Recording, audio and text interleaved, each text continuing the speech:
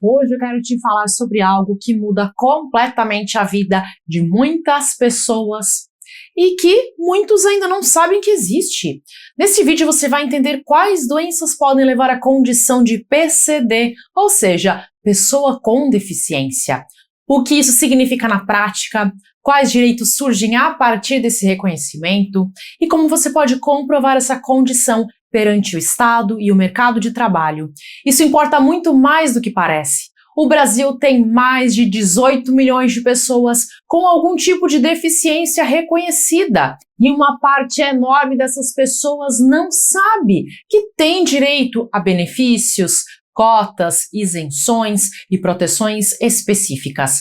Cada dia sem essa informação pode ser um dia a menos de proteção garantida pela lei. Agora, talvez você esteja pensando que isso só serve para quem nasceu com uma deficiência. E não é verdade. Doenças adquiridas ao longo da vida também podem gerar essa condição. E é exatamente isso que eu vou te explicar agora. Eu sou Cíntia Brunelli e eu te convido a se inscrever no canal, porque esse ano eu quero muito atingir a marca de 1 milhão de inscritos e eu preciso muito da sua ajuda para chegar lá. E se você quer ter a base do direito de um jeito fácil de entender, o link para o curso Primeiros Passos no Direito está na descrição do vídeo. Vamos ao que interessa. Primeiro, o que é ser PCD no Brasil? No Brasil, a principal lei que trata desse tema é a Lei Brasileira de Inclusão, também chamada de Estatuto da Pessoa com Deficiência. Essa lei define a pessoa com deficiência como aquela que tem impedimento de natureza física, mental, intelectual ou sensorial, de longo prazo, e que, em interação com barreiras, pode obstruir a sua participação plena e efetiva na sociedade. Perceba que a lei fala em impedimento de longo prazo. Isso é importante, porque não basta ter uma condição temporária para ser reconhecido como PCD. A condição precisa ser persistente. E aqui entra um ponto que muita gente ignora. As doenças adquiridas também podem gerar essa condição. Você pode nascer saudável e, ao longo da vida, desenvolver uma doença que te enquadra como PCD. Ok, quais são essas doenças? Não existe uma lista fechada e definitiva de doenças que automaticamente geram a condição de PCD. O que existe é uma avaliação que é feita por profissionais de saúde e assistência social, levando em conta o grau de limitação que aquela condição causa na vida da pessoa. Mas existem grupos de condições que, com frequência, levam ao reconhecimento da condição de PCD.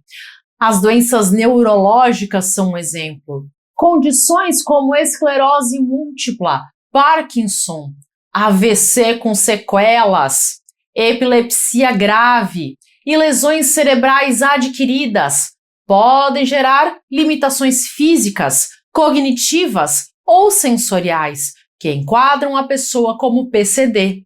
Imagine que Tício, por exemplo, sofreu um AVC aos 55 anos e ficou com uma sequela motora do lado esquerdo do corpo. Após avaliação médica, ele foi reconhecido como PCD e passou a ter acesso a benefícios que antes ele desconhecia. As doenças musculoesqueléticas também entram nessa lista.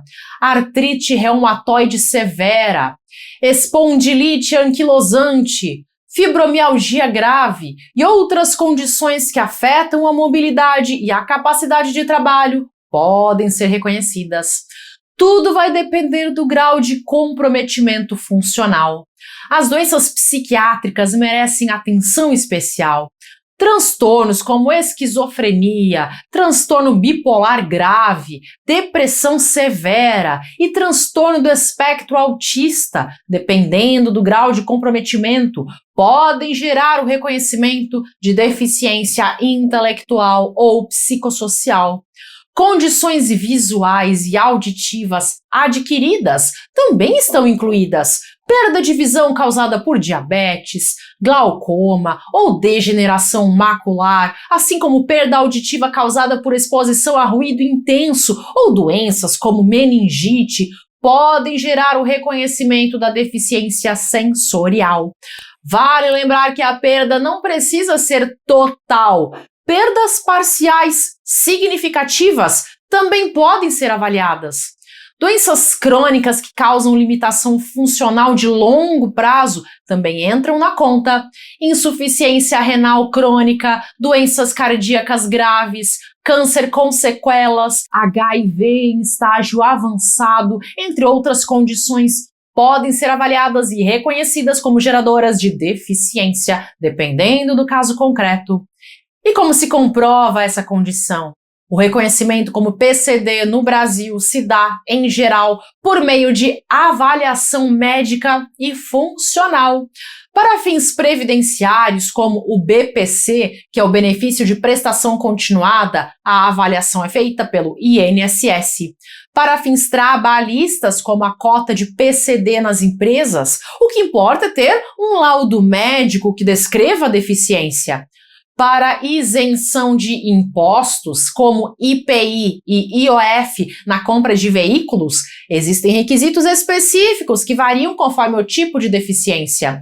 E quais direitos a condição de PCD garante? Os direitos são muitos. A pessoa com deficiência tem direito a vagas reservadas em concursos públicos, que correspondem a no mínimo 5% das vagas. Tem direito à cota nas empresas privadas, com 100 ou mais funcionários. Tem direito ao BPC, caso não tenha renda familiar suficiente para sua subsistência. Tem direito a isenções fiscais, em alguns casos. Tem direito a atendimento prioritário.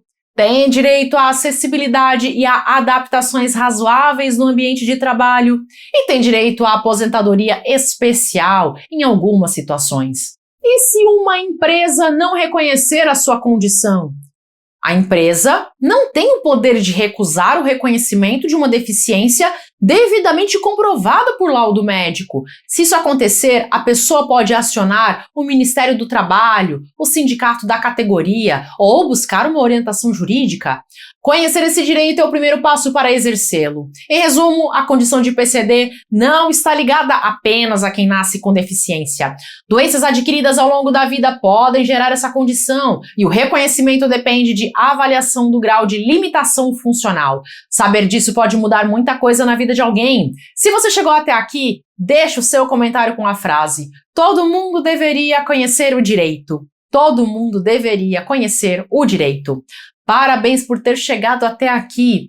Eu sei que o direito parece complicado no começo e é normal ter dificuldade para entender alguns conceitos, mas o segredo é continuar e o meu canal está aqui exatamente para isso. É para pessoas como você que eu apareço aqui semana após semana, trazendo conteúdo de um jeito que qualquer pessoa pode entender. E se esse conteúdo te ajuda, eu te peço que compartilhe com alguém que também deveria conhecer o direito. Agora, deixa eu te falar uma coisa. Quando eu comecei a estudar o direito, eu me senti muito perdida. Eu olhava para os textos das leis e parecia que eles estavam escritos em outro idioma. Mas eu percebi que uma boa parte dos meus colegas também passava por isso. E foi aí que eu entendi que a questão não era falta de inteligência, era a falta de uma base. O direito tem uma lógica interna. E quando você entende isso, tudo fica mais claro. O problema é que muitas faculdades não ensinam essa lógica de uma forma simples. Elas jogam o conteúdo antes de construir essa base. Eu levei um tempo para descobrir quais eram os assuntos mais importantes dessa base, e isso fez toda a diferença na minha trajetória. Agora eu quero que você conheça essa base também. Se você está começando no direito agora, seja como estudante, como concurseiro, ou simplesmente como um cidadão que quer entender os próprios direitos, o curso Primeiros Passos no Direito foi pensado em você. Ele é para quem ainda se sente confuso, inseguro, perdido, para quem já tentou aprender e não conseguiu. Isso não é culpa sua, é uma falha do sistema que nunca ensinou o direito de uma forma acessível. Você tem capacidade. O que faltava era a porta de entrada certa. E se você entrar e achar que o curso não é para você, você tem 7 dias de garantia para pedir o reembolso sem complicação. O link está na descrição do vídeo. Mas olha, eu não quero que você sinta nenhuma pressão. Se esse ainda não é o momento de entrar no curso, tá tudo bem também, de verdade. Você pode continuar assistindo aos vídeos gratuitos aqui do canal. Se você assistir alguns vídeos por dia, em pouco tempo você já vai notar uma diferença enorme no seu entendimento. O mais importante é continuar aprendendo, seja como for. Não saber o direito pode custar muito caro, e eu digo isso de coração. Muita gente se aproveita de quem não conhece os próprios direitos. Para certos grupos, inclusive, é perigoso que as pessoas saibam o que a lei garante a elas. Por isso, conhecer o direito é um ato de proteção pelo seu próprio bem. Agora eu vou deixar aqui uma lista de vídeos gratuitos do canal para você assistir agora mesmo. Assista pelo menos mais um vídeo hoje, porque cada vídeo é um passo a mais na sua caminhada. Até!